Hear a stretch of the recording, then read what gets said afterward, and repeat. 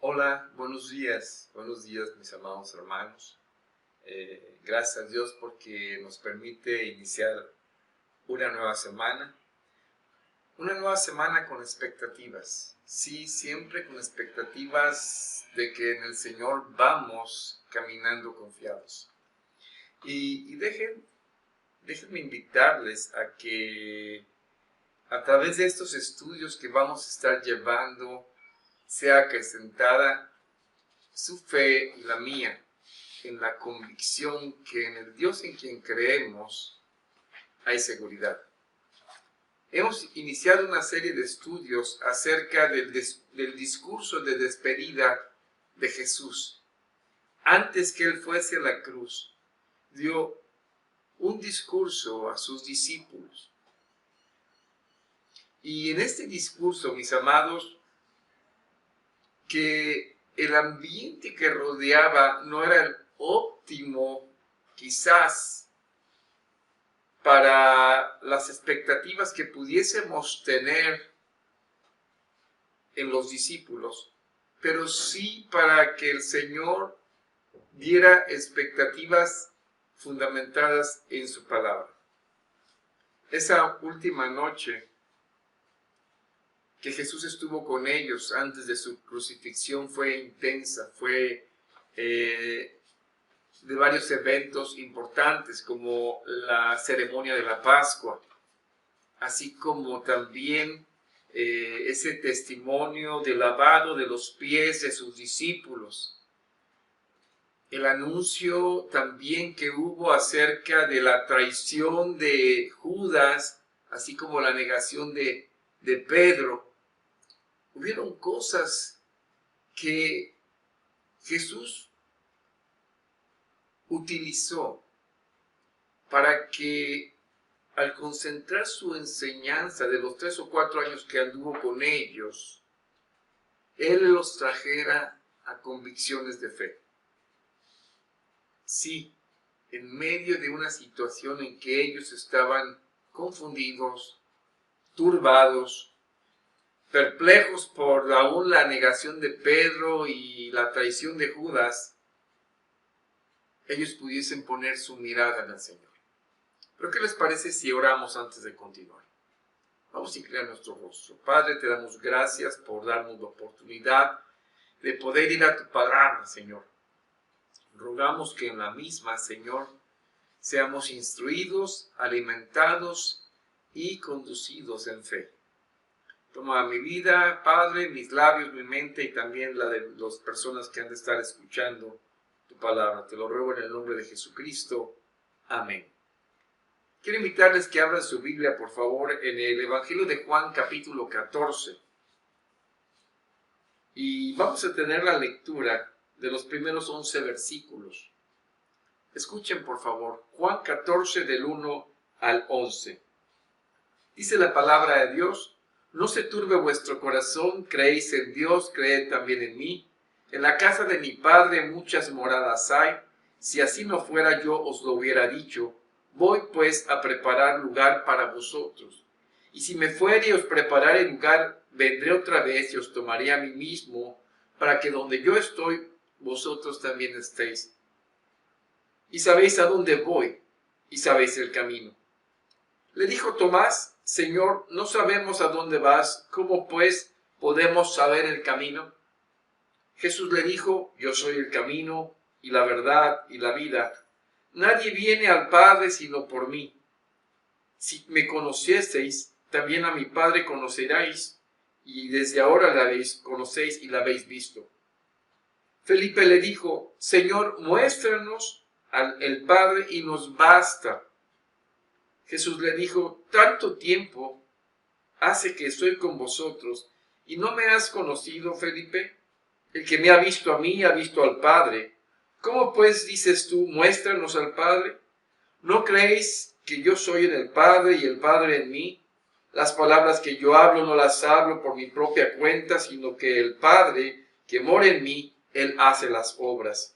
Creedme que yo soy en el Padre y el Padre en mí. De otra manera, creedme por las mismas obras.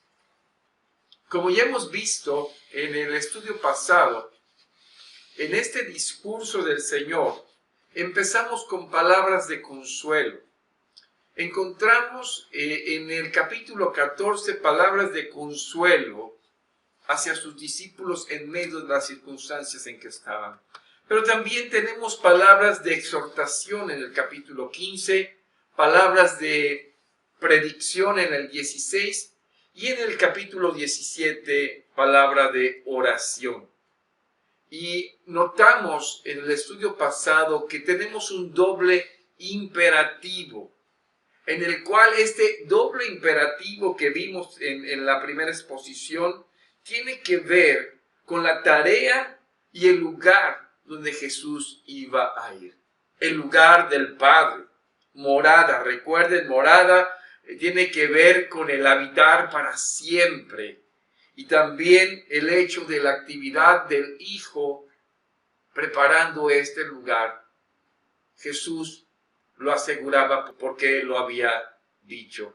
Hoy seguiremos con estas palabras de consuelo.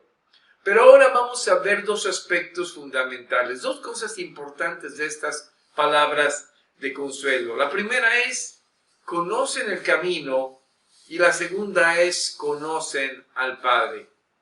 En esta lección examinaremos estos dos puntos. El primero, palabra de consuelo, vosotros sabéis el camino.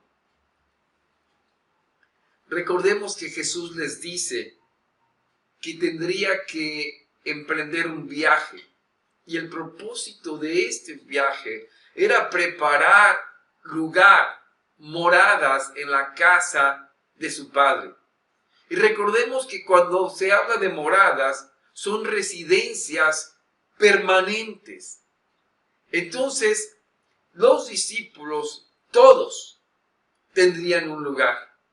Y que además de esto, a donde Él iba, también Él prometió regresar por sus discípulos, todos también, para que estuviesen con Él. Ahora, en este contexto, entramos en el otro sentido de las palabras del Señor Jesucristo. Cuando dice en el versículo 4, y sabéis a dónde voy, y sabéis el camino. Y entonces encontramos el cuestionamiento de Tomás. Tomás le contesta, Señor, no sabemos a dónde vas. ¿Cómo pues podemos saber el camino? Y yo me cuestionaría, ¿dónde has estado, Tomás? Te acaba de decir el Señor que iría a la casa del Padre. O sea, Tomás, por favor. Pero teniendo en mente esto, algo importante es que de alguna forma Tomás cuestiona lo que Jesús había dicho. Y de alguna manera también tiene un sentido de negar lo que Jesús había dicho. Él les había dicho que iría al Padre. Entonces, ¿sabes a dónde vas, Tomás? Claro que lo saben.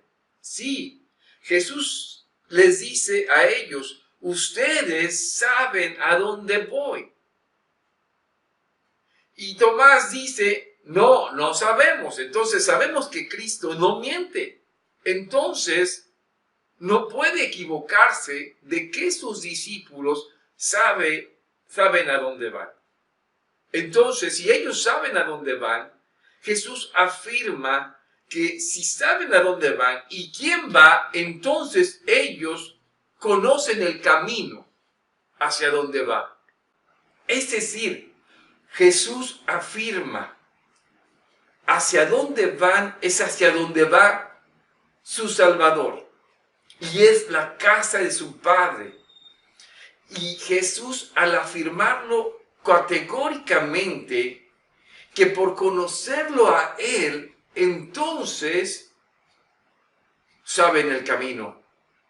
Y esta afirmación, mis amados, en efecto, tiene que tomarse literalmente. Hay que tomar literalmente el camino que tienen que tomar. Y digo esto porque en comentarios de personas que acentúan las obras y no la fe en Jesucristo, tratan de decir que cuando Jesús dice esto, de que Él es el camino, porque Jesús afirma en el versículo 6, yo soy el camino, la verdad y la vida, nadie viene al Padre si no es por mí.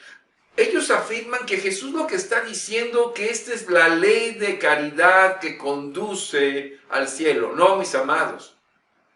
Tenemos que entender que el camino es Jesús. Que no hay otro camino porque nadie puede venir al Padre si no es por Él. Y aquí algo importante que tenemos que traer a nuestra mente y corazón. ¿Cuál es la meta? La meta es llegar al Padre. Y el cielo es estar en la presencia de Dios, allegarse a Él, estar con Él, bendito por siempre, y estar cómodo en su presencia. Ahora, algo que tendríamos que cuestionarnos y reflexionar profundamente acerca de esto, es que si Jesús afirma que estaremos con el Padre, en morada con Él, para siempre, entonces tenemos que tener un cambio transformador en nuestras vidas. Sí. ¿Por qué?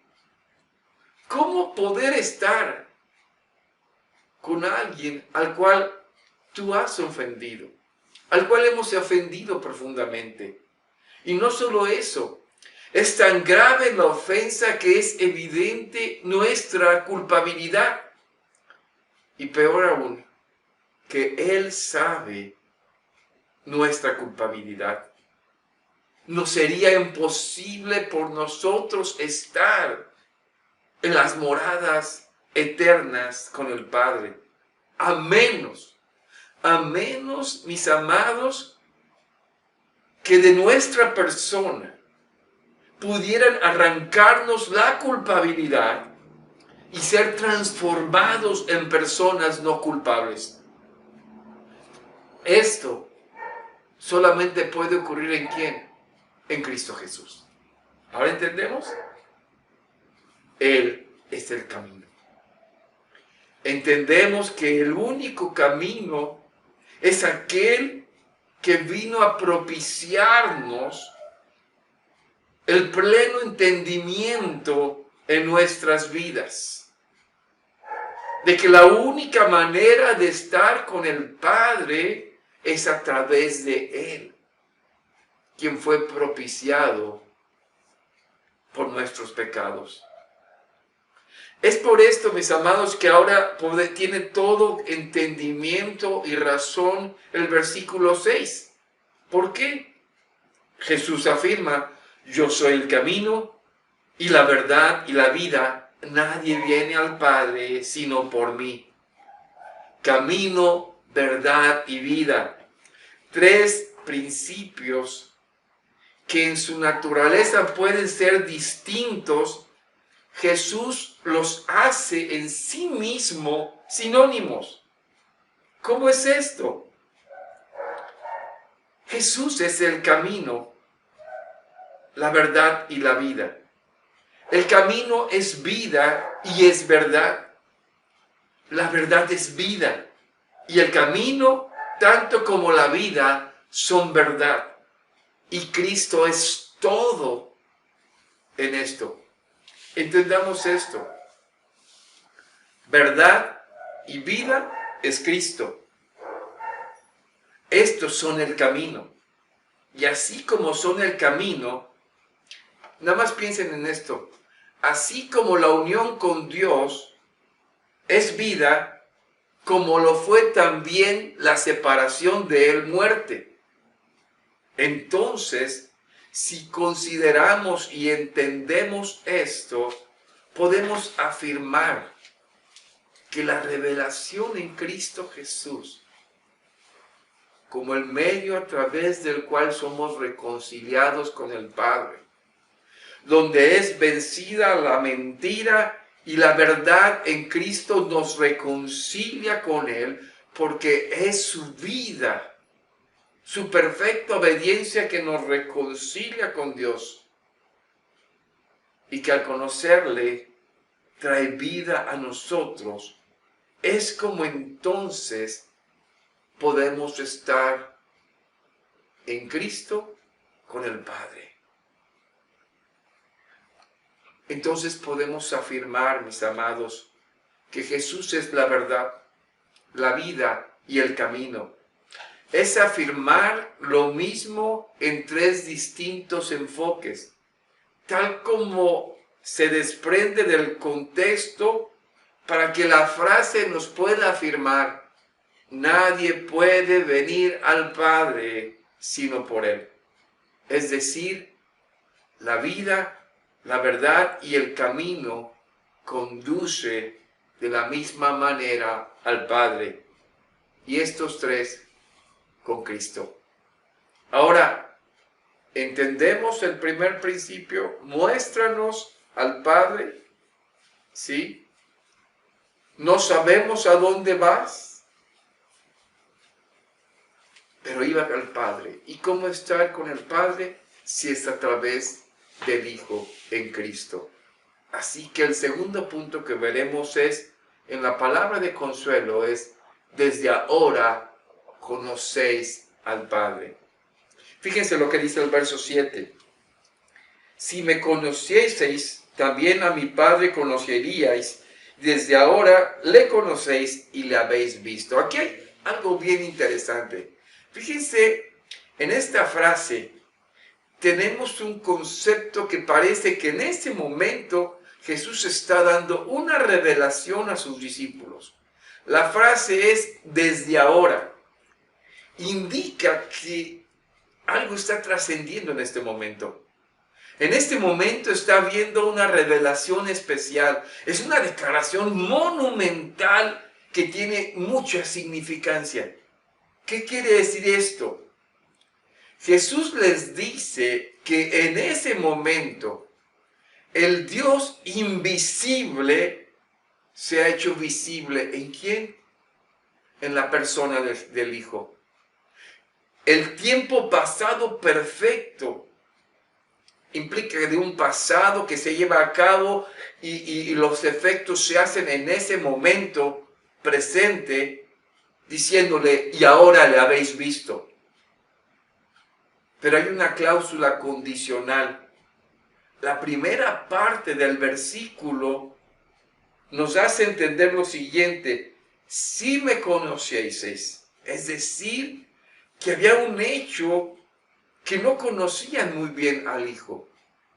Pero ahora que Él se revela a ellos, ahora le conocemos verdaderamente.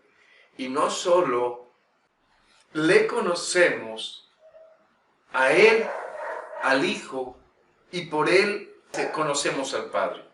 Ahora, tenemos que pensar en emplear esta construcción condicional, donde implica que los discípulos realmente no conocían a Jesús en el sentido pleno de quién era Él. Y por eso, de alguna forma, Felipe cuestiona en el versículo 8: Señor, muéstranos al Padre y nos basta. Felipe confirma esto. Y lo hace con esta pregunta y reconfirma la respuesta de Jesús cuando por sorpresa o en forma de sorpresa les dice: hace tanto tiempo que estoy con vosotros y no me has conocido. Felipe y los otros discípulos realmente no conocían a Jesús en el sentido de saber con completo entendimiento quién era Él. Esto lo vinieron a saber después de la resurrección. Pero aparentemente Felipe estaba pidiendo algo que en el Antiguo Testamento se conocía como una teofanía. Y estas teofanías eran una forma de una revelación parcial en el Antiguo Testamento de quién era Dios. Pero, amigos, mis amados hermanos, le conocemos a Él y le conocemos al Padre. La manera en que empleamos esta construcción condicional implica que los discípulos realmente no conocían al Señor Jesús tal cual, en la plenitud que deberían de hacerlo, en el conocimiento del Padre. Felipe cuestiona: Señor, muéstranos al Padre y nos basta. Felipe confirma lo que Jesús les está diciendo. De verdad, tienen que conocerme. Por eso, mis amados, Jesús les dice: hace tanto tiempo que estoy con vosotros y no me has conocido. Felipe y los demás discípulos no conocían al Señor Jesús en el sentido saber de su completa manifestación de quién era Él. Supieron después de la resurrección, aparentemente, pero esta teofanía, de alguna manera que ellos esperaban una revelación parcial como se daba en el Antiguo Testamento, ahora no existía. ¿Por qué? Porque Jesucristo ahora se revelaba en plenitud. Él es la completa manifestación del Padre. Significa el cumplimiento de todas las revelaciones parciales, ahora se hacían en la persona del Hijo. El Padre está revelado completamente en el Hijo, a tal grado que el Hijo puede decir: el que ha visto al Hijo, ha visto al Padre. Esta es una declaración mutua de interpenetración entre el Hijo y el Padre. Entonces viene la declaración de la mutua interpenetración del Padre y el Hijo. ¿No creen que yo soy en el Padre y el Padre en mí? Las palabras que yo hablo no las hablo por mi propia cuenta, sino que el Padre que mora en mí, Él hace las obras. Creedme que yo soy en el Padre y el Padre en mí. De otra manera, creedme por las mismas obras. Mis amados, estas palabras, las palabras de Cristo y las obras, son las palabras y las obras del Padre. El Padre mora en el Hijo y podemos tener esta importante enseñanza, esta preparación que nos lleva a la concepción de la idea de que estas enseñanzas Jesús las imparte en el Espíritu Santo. El Padre mora en el Hijo. Recuerden que morar quiere decir hacer residencia permanente.